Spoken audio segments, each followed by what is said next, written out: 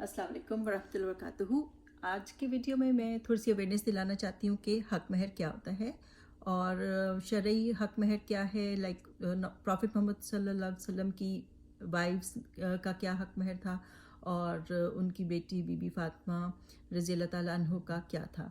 तो हक महर जो है एक्चुअली वो बीवी का एक तोहफ़ा होता है या उसका हक होता है जो कि शौहर जो है निकाह से पहले उसको तय किया जाता है और उसको देता है।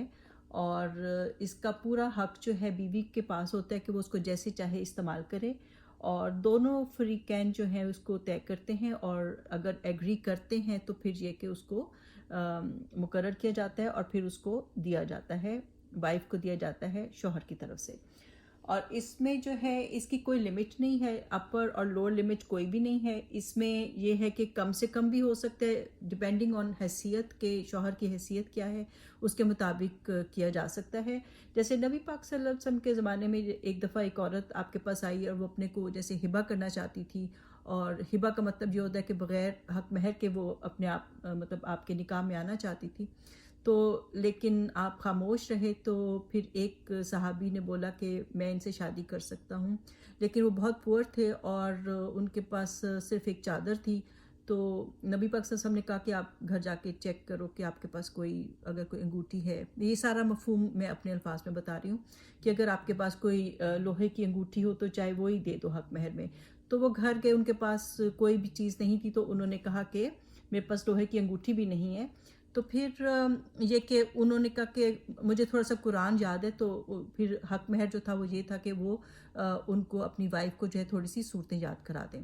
तो इस तरह भी हो सकता है। फिर इसी तरह हज़रत अबू तलहा जो है उन्होंने इस्लाम कबूल किया था। उन्हें उम्मे सुलैम जो थी रज़ी अल्लाह ताला अन्हा उनसे शादी करनी थी, तो उन्होंने इस बात पे महर मुकर्रर हुआ था कि वो इस्लाम कबूल करेंगे।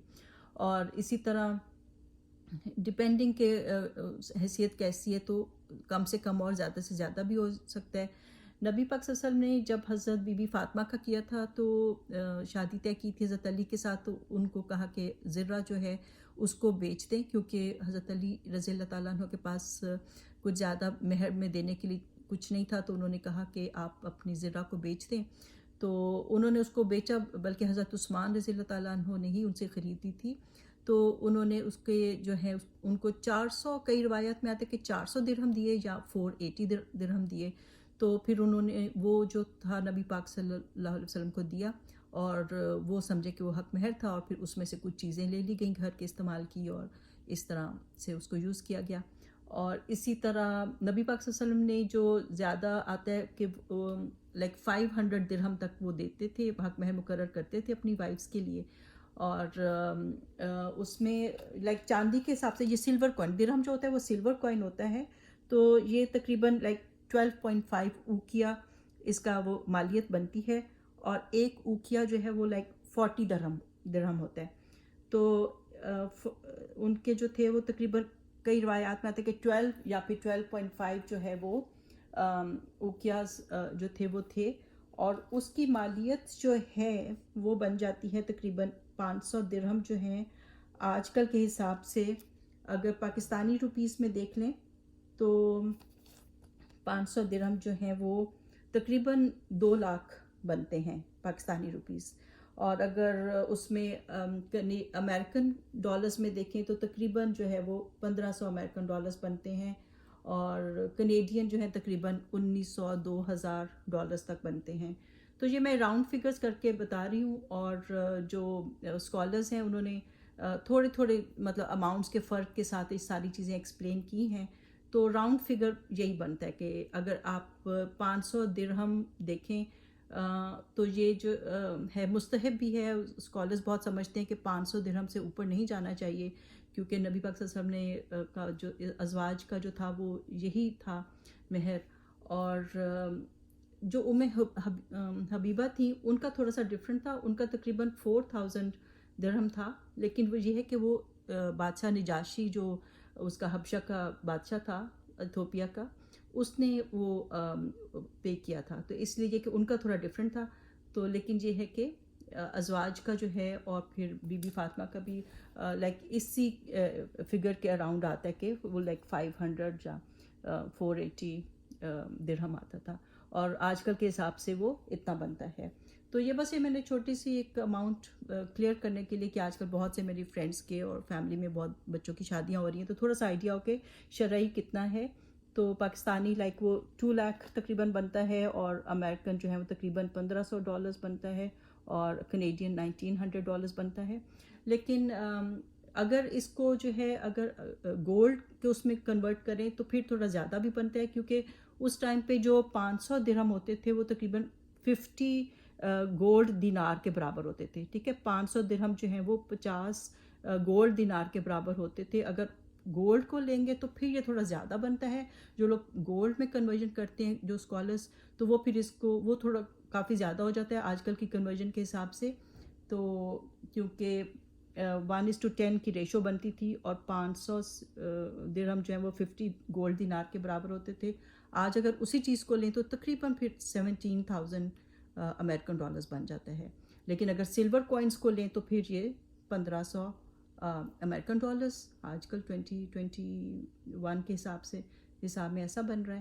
اور یہ کہ یہ اس کی اگر آپ کو بہت ایگزیکٹلی پوری ریشوز چاہیے اور بالکل ایگزیکٹ چاہیے تو آپ یہ کہ اپنے لوکل امام سے پوچھ سکتے ہیں اور جو بھی اس دن کا جو بھی ریٹ ہے وہ آپ پتہ کر کے اس کے ایگزیکٹ اماؤنٹ کر سکتے ہیں. لیکن یہ رف آئیڈیا دینے کے لیے میں نے اپنے فرینڈز اور فیملی اور سب جو بھی میرے ویورز ہیں ان کو ایک رف آئیڈیا دینے کے لیے دیا کہ آج کل جو ہے جو ازواج کے لیے جو حق مہر مقرر کیا گیا تھا اور جو دیا گیا تھا اس ٹائم پہ تو اس کے حساب سے جو ہے یہ اتنا اماؤنٹ بنتا ہے. تو اور ویسے بھی یہ کہ دیکھنا چاہیے کہ اگر لڑکا جو ہے وہ اسٹوڈنٹ ہے یا بھی اس نے نئی جاب شروع کی ہے تو پھر اس کے حساب سے یہ ہے کہ یہ بالکل مناسب رہتا ہے. لیکن اگر یہ کہ اس کے پاس وہ جاب ہے تھوڑی زیادہ جاب ہے زیادہ اچھی وہ کوالیفیکیشن ہے اور لائک دیر سے وہ جاب کر رہا ہے تو ڈپینڈ کرتا ہے کیونکہ اللہ تعالیٰ نے کوئی اپر لمٹ بھی اس پہ مقرر نہیں کی. اور جیسے قرآن میں آتا ہے نا کہ اگر تم نے ان کو قنطار بھی دیا ہو مہر کے طور پہ تو اس کو واپس نہ لینا. وہ طلاق کے اس میں صورت میں کہ اس کو واپس نہیں لینا چاہیے. چاہے تم نے اس کو ڈھیروں سامان ڈھیروں خزانے بھی دے دیے ہوں مہر کے طور پہ تو ان کو واپس نہ لینا. تو اس کے حساب سے یہ کہ کوئی اپر لمٹ نہیں ہے, کوئی بھی اپنی حیثیت کے مطابق دیکھ سکتا ہے. اور یہ لڑکی کی کوئی قیمت نہیں ہوتی, یہ جو ہے یہ اس کا گفٹ ہوتا ہے, یہ اس کا حق ہوتا ہے, وہ جیسے چاہے اس کو یوز کرے. اور وہی حضرت عمر رضی اللہ تعالیٰ عنہ نے اپنے زمانے میں جیسے اس کو فکس کرنا چاہا تھا اور تو کیونکہ اس وقت بہت فتوحات ہو رہی تھیں, لوگوں کے پاس بہت پیسے آ رہے تھے اور لوگ جو ہیں بہت زیادہ حق مہر باندھنے لگے تھے اور ڈیمانڈ کرنے لگے تھے, تو انہوں نے سوچا اس کو فکس کر دیتے ہیں. تو پھر ایک عورت نے ان کو یہی کہا خطبے میں جب وہ یہ بات بیان کر رہے تھے کہ وہ فکس کرنا چاہتے ہیں, تو ایک عورت نے یہی کہا کہ جب اللہ تعالیٰ نے اس کو فکس نہیں کیا تو آپ کیسے کر سکتے ہیں. تو حضرت عمر رضی اللہ تعالیٰ عنہ نے بالکل اس کی بات مان لی کیونکہ اس نے قرآن کی وہ آیت جو ہے ریفر کر کے بتائی کہ قنطار کا ذکر یوز ہوا ہے کہ ڈھیروں جو ہے تم نے ٹریئرز دیے ہیں تو پھر بھی تم اس کو واپس مت لو. تو حضرت عمر رضی اللہ تعالیٰ عنہ نے مان لیا کہ ہاں عورت صحیح کہہ رہی ہے اور عمر غلط ہے رضی اللہ تعالیٰ عنہ, اور یہ کس کو فکس نہیں کیا. تو باقی یہ ہے کہ نکاح میں اور شادی میں جو ہے سادگی کرنی چاہیے کہ اس میں جو ہے ہمیں جیسے حدیث کے مطابق پتہ چلتا ہے کہ سب سے زیادہ جو ہے برکت والی جو ہے وہ شادی وہ ہوتی ہے کہ جس میں سادگی اختیار کی جائے.